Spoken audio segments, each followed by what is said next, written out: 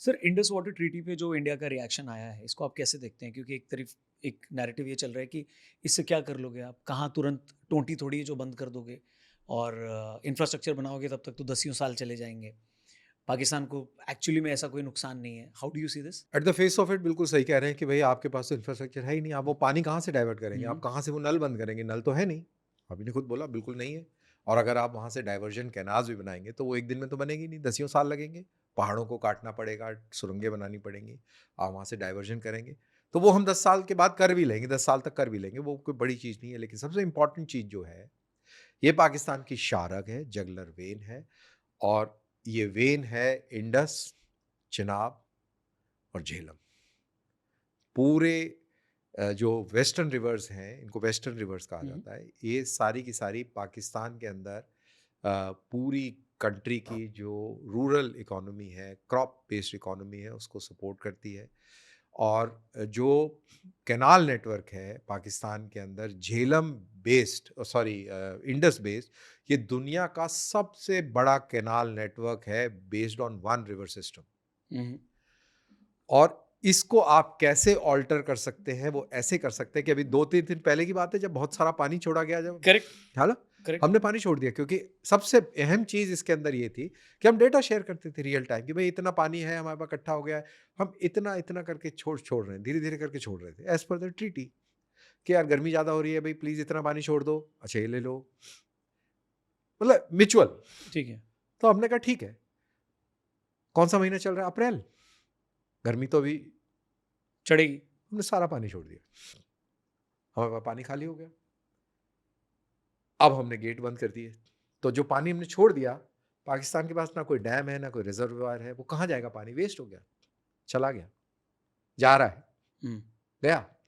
अब हम वहाँ रोक लेंगे। तो अब हमने जब गर्मी बहुत भीषण पड़ेगी, हमने रोक लिया पानी, क्योंकि हमारा रिज़र्वॉयर खाली, टक, गेट बंद। तो आपको प्यास लगेगी ना, मानसून आएगा, बहुत बारिश होगी। नेचुरली पाकिस्तान के अंदर फ्लडिंग होगी, पिछले साल भी, पिछले से पिछले साल करेक्ट। कितनी बड़ी फ्लड, नेचुरल फ्लडिंग होगी। हमारे भी डैम्स के रिजर्वायर पूरे भरे होंगे। जब पाकिस्तान डूब रहा होगा, हम गेट खोल देंगे और डूब जाएगा। हम गेम खेल सकते हैं ना ये वाला, पानी पानी खेलेंगे हम। तो उस पे जो काउंटर आता है लोगों का वो यही आता है कि यार आप में तो मानवता ही नहीं है। पानी तो भगवान की देन है, आप ऐसे कैसे रोक सकते हो? हाँ, ये तो बिल्कुल सही बात है। तो भगवान की देन डैम तो नहीं था। इंडस वाटर ट्रीटी तो अल्लाह ने नहीं करी, भगवान ने नहीं करी। भाई जब आपकी मानसिकता विकृत है, तो ऐसा कैसे हो सकता है कि जैसे मोदी साहब ने कहा था कि हम आपको पानी दें और आप हमारा खून बहाएं और हम यहाँ से पानी बहाएं आपके लिए। ये दोनों चीजें नहीं हो नहीं हो सकती सकती, ठीक है। और बिल्कुल नहीं होंगी। हमारे डैम्स में बहुत सारी सिल्ट इकट्ठी हुई हुई है। पाकिस्तान इस ट्रीटी के चलते उस पर ऑब्जेक्शन लगाता था जब हम कहते थे कि भाई डीसिल्टिंग करनी है हमें। पहाड़ी इलाका है, लैंडस्लाइड होता ही होता है, बारिशों में बहुत सारा मलबा। जमा हो जाता है। अगर आपने चिनाब को खास तौर से देखा हो कि बहुत ही वायलेंट रिवर है, बहुत ही अ, मलबा लेके साथ चलती है बारिशों में, वो सारा डैम पे आके रुक जाता है। तो वो रेजर्वायर की कैपेसिटी कम हो गई, बहुत ज़्यादा कम हो गई है। वो हमें डीसिल्टिंग नहीं करने देता, अब हम डीसिल्टिंग करेंगे। तो क्या हम लाखों टन सिल्ट दोबारा पहाड़ पे चढ़ाएंगे क्या? हम गेट्स को खोलेंगे, जब बारिश का पानी चल रहा होगा, हम्म। गेट्स खोल देंगे, तो जो सिल्ट पीछे से आएगी उसके दबाव और बहाव से इस सिल्ट को भी ले जाएगी और ये सिल्ट जाके पाकिस्तान के लहलहाते जो खेत हैं पंजाब के, वहां पर बिखर जाएगी। इस पैमाने पर बिखरेगी कि वो एक सीजन की क्रॉप, एक दो सीजन की क्रॉप को तहस नहस कर देगी। उसमें ग्रेवल होगा, उसमें पत्थर होंगे, उसमें सैंड होगा, गड़बड़ होगी, उसकी उसको उसको बहुत बड़ा नुकसान होगा। तो प्यासे भी मरेंगे, डूब के भी मरेंगे और अपनी जमीन का स्वरूप को उजड़ते हुए भी देखेंगे। ये है इंडस वाटर ट्रीटी का इमीडिएट इम्पैक्ट। इम्पैक्ट। और जो 10 साल बाद होगा वो तो खैर होगा ही। वो तो अलग होगा तो इसीलिए वो बिल-बिलाया भी है कि एक तरफ वो कह रहा है कि कुछ नहीं होगा, पर दूसरी तरफ बार-बार कह रहा है। कि it will be act of war. Correct.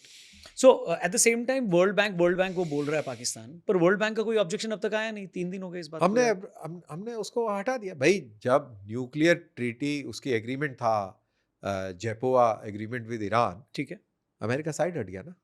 कोई आया, कोई सा बैंक या कोई कुछ, मेरा और तुम्हारे बीच में एग्रीमेंट है, ठीक है, तुम जाओ इंटरनेशनल कोर्ट ऑफ जस्टिस में आर्बिट्रेशन फाइल करो, करते रहेंगे, लड़ते रहेंगे, केस क्या है।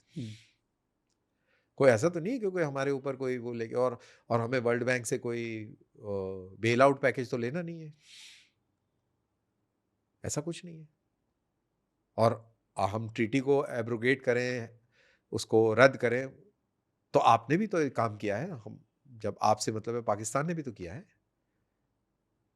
और वो बड़ा स्ट्रॉन्ग पॉइंट है हमारे पास। आपने नेविगेशन ट्रेनिंग एरिया एक बांध बना के किया हुआ है इसकी डिस्ट्रीब्यूटरी से सिंध में, जिसका पानी आप रन ऑफ कच्छ में छोड़ देते हैं या रन ऑफ कच्छ में पानी रोक देते हैं। आप भी तो ये करते हैं ना, जब पानी की किल्लत होती है आप जी। रोक देते हैं, जब पानी ज्यादा हो जाता है आप छोड़ देते हैं। तो हमारा भी तो उल्लंघन है, तो ट्रीटी का उल्लंघन तो पहले आपने किया। ठीक है। तो ऐसा नहीं है, इसीलिए वर्ल्ड बैंक भी ऑब्जेक्शन नहीं करेगा, कोई भी नहीं करेगा, क्योंकि ट्रीटी का उल्लंघन पाकिस्तान ने किया है। वो बात और है कि हमने उसका हल्ला नहीं मचाया, हम उस पर चुप रहे, अब बचाएंगे। ये मैं लीगल पॉइंट ऑफ व्यू से कह रहा हूँ। और अब रीजन भी है मचाने का। बिल्कुल।